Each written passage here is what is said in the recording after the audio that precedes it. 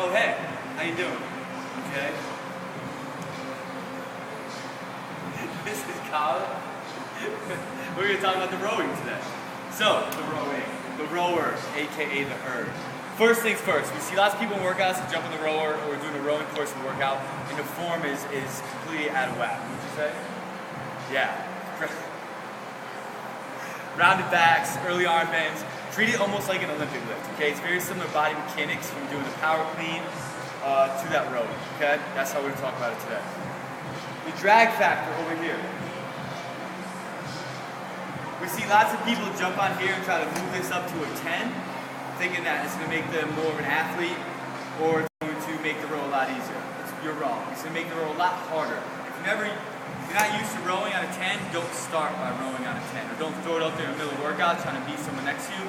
It can really cause a lot of internal pain because it's going to suck. What happens is that it limits the amount of air that's going to get into the flywheel. Because it limits the amount of air, it's going to make the wheel a lot harder to get started, and then it's going to make that wheel a lot harder to keep moving at a faster rate. Okay, so unless you're a super big guy that trains on a 10, I don't recommend putting it on a 10 to work out.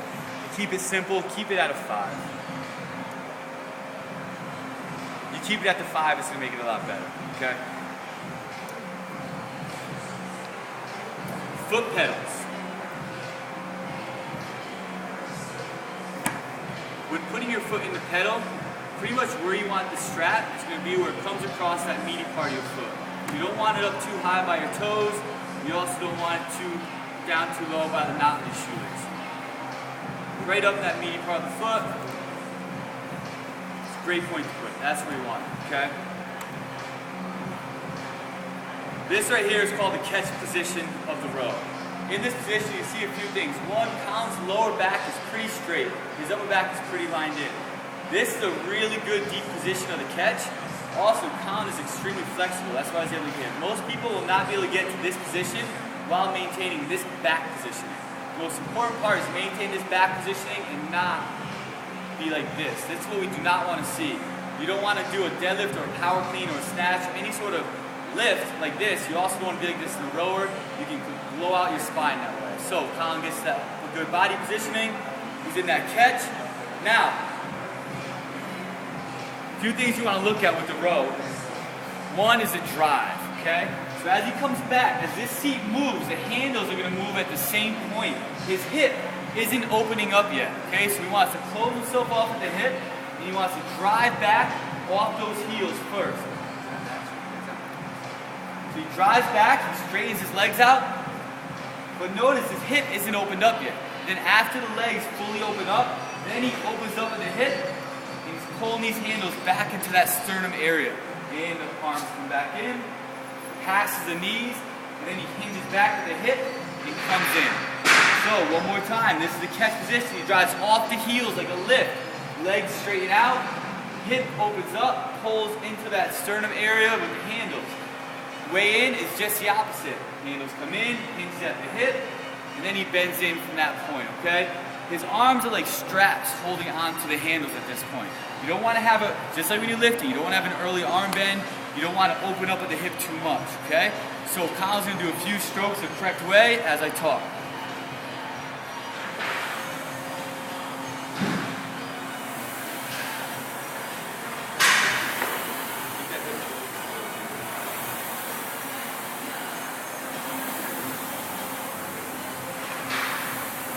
So again, treating it just like a lift, okay? He's in this position, very similar to that power clean, that catch position. Legs extend, hip is still closed, then the hip opens up with the pull, okay? So everything that we talk about as you load up the lift, rules apply to this rower, okay?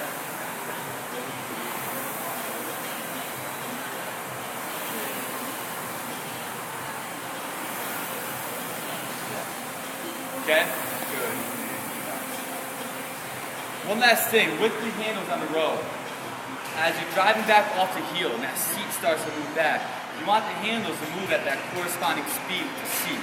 The handles are not going to pick up speed until you get to the ending where you're fully extended and the hip opens and the handles come back. That's when those handles pick up speed to finish it off.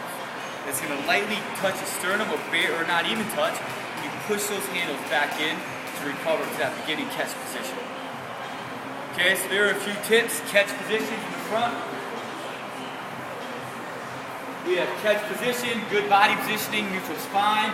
He drives off the heels, legs straighten out, hip opens up, pulls those handles into the sternum area. He's still in a good upright position, head's looking straight ahead. Then he pushes the handles back in, hinges at the hip, knees bend in, he comes back into that catch position.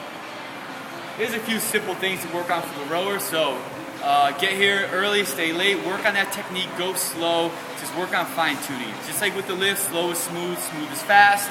Same approach on the rower.